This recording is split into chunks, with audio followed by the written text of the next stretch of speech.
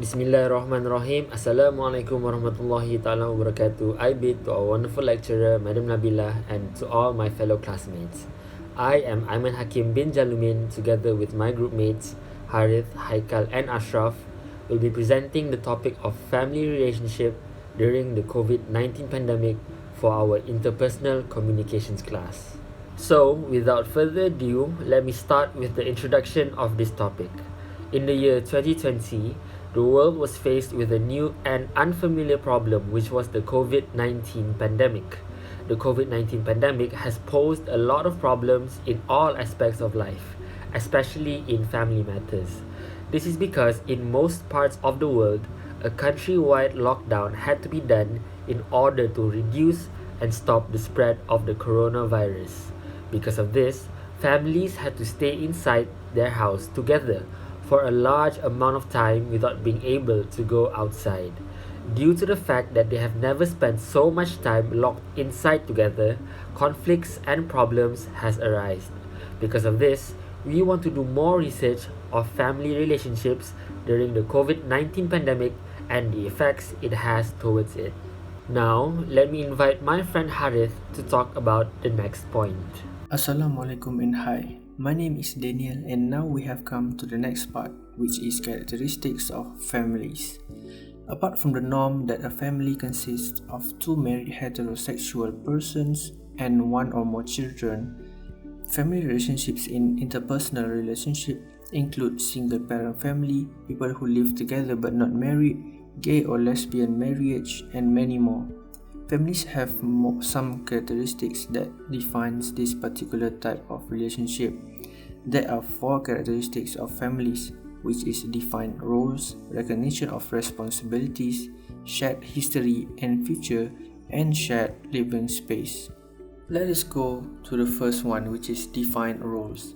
Most heterosexual couples divide their roles traditionally, which is the man as the wage earner and provider of necessities, while the woman as the housekeeper and child rearer. However, among LGBT couples, these masculine and feminine roles seem blurry as they are both flexible in performing those roles. The second one is recognition of responsibilities. Family members often see themselves having some sort of responsibilities to others in the family. For example, the head of the family have the financial responsibility to support the family, while the mother have emotional responsibility to take care and comfort the children. Temporal responsibility is also important in every relationship as sharing time with each other is crucial in the health of the relationship. Thus, what makes family a family is the recognition of these responsibilities to each other. Next, shared history and future.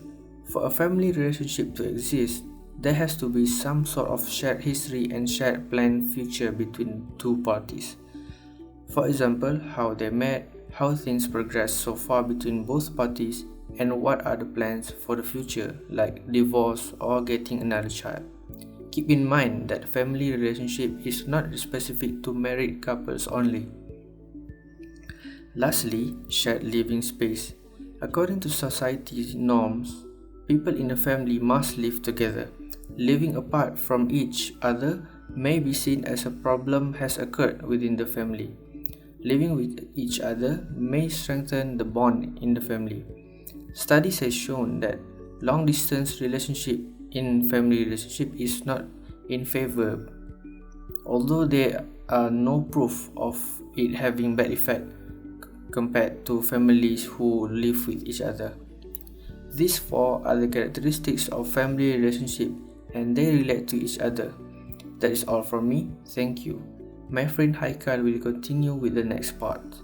Hi and Assalamualaikum. I am Haikal and I will continue with the subtopic family and communication. As we all know, technology has greatly changed communication among family members. Nowadays, college students can keep in touch with their parents even if they live far away. With the existence of smartphones and the applications inside the smartphones, But this also means little interactions with family members, as they are more inclined to communicate with their online companions, and they will interact online more than face to face. In some cases, technology has also helped adoptive people to find their long lost siblings or parents. And now we will go to the 4 communication patterns that dominate family relationship. First of all is the equality pattern. The equality pattern is communication where each person shares equally in the communication. The roles played by each other are equal. Each person is accorded a similar degree of credibility. Usually, this type of communication is open, honest, direct, and free of the power plays. Each side is open to ideas of the other. The second one would be the balance split pattern. In a balance split pattern, an equality relationship is maintained, but each person has authority over different domains. Each person is seen as an expert or a decision maker in different areas. For example, in a traditional family, the husband is more expert in business or politics, while the wife is an expert in childcare or cooking. Moving on to the third one is the unbalanced split pattern. In this one person is seen as an expert in more than half the areas of mutual communication. One person is more intelligent or more knowledgeable, but in most cases, one person is more physically attractive or earns more. Usually in this case, the less attractive or the lower income partner has to compensate by giving in and letting the person who is physically attractive or earns more to win the argument. The final one would be the monopoly pattern. The monopoly pattern is where one person is seen as the authority. This type of communication is actually leaning more towards lecture rather than communicate. Most times, arguments are few in this type of communication because both sides know which side is the boss and which side will win an argument if something like that occurs. So that's all from me. I will pass on to my teammate. Thank you, Haikal, for those informative points on family and communication. Next up, I will be explaining about the obstacles faced by families during the COVID-19 pandemic. So, during the COVID-19 pandemic, there were a lot of new obstacles that families had to face that they have not faced before. These obstacles posed a great challenge in terms of the relationship of the families. So, first of all, we have stress of being stuck with each other. So, due to the pandemic, families have to stay in their homes together because they are not allowed to go outside. This will cause stress among the family members as they think they are stuck with each other. So, this will cause many problems such as arguments and the feeling of frustration and anger among the family members with each other. Next up, we have no personal time. So, because of the lockdown, family members have a hard time to find some quality personal time for themselves. This is because they have to always be with their family, and this is seen as something that is forced. Because of this, they will feel more stressed and frustrated as they do not have time to be by themselves. So, we as humans, we always need time for ourselves without being bothered by anyone else. And during the COVID-19 pandemic, it is very hard to find personal times for ourselves because we have to spend time with our family. We do not have time to go outside just to be with ourselves and be unbothered by anyone else. So this can pose as a serious frustration to those family members who are not able to obtain any personal time for themselves. Next, for the third point, another obstacle that is faced by family members are that there are no communication with each other. So, due to the fact that the family members are frustrated with each other, they tend to spend more time with technology, such as their phones and laptops. Although this is also the case in normal, pre-pandemic situations, it has been happening more frequently during the pandemic. The result to this is that the family members rarely or do not interact with each other. So family members, they have felt the frustration of being locked inside and not being able to go outside, So they will most likely just play with their phones or play with their laptops and go to social media such as Instagram, Facebook, Twitter, rather than spending time with their family and communicating with them. This can pose a serious threat to the family relationship because no communication occurs between them. And finally, the fourth obstacle that I want to talk about is no motivation.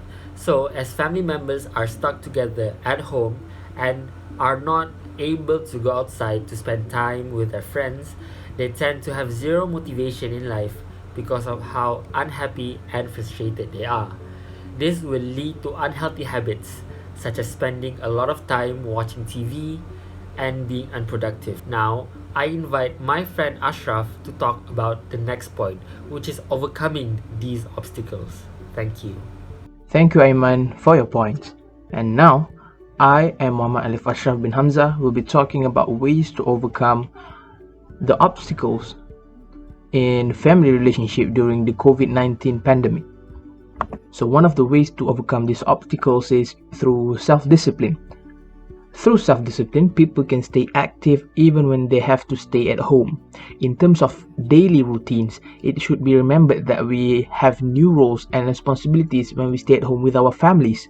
These new roles should be shared equally and fairly with all the family members, and each member should take certain responsibilities such as cleaning, cooking, working together or helping each other.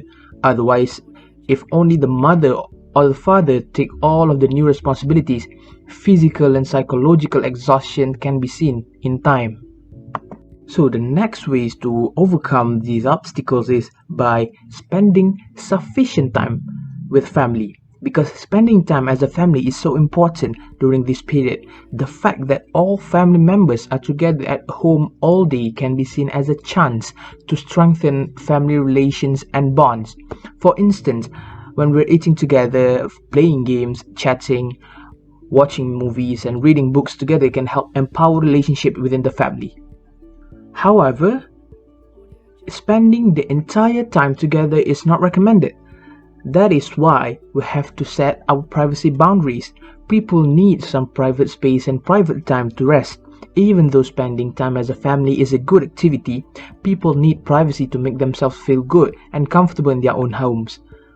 Take some time to do individual activities like listening to music, being busy with a hobby, resting or chatting with friends can make people feel recharged and more relaxed.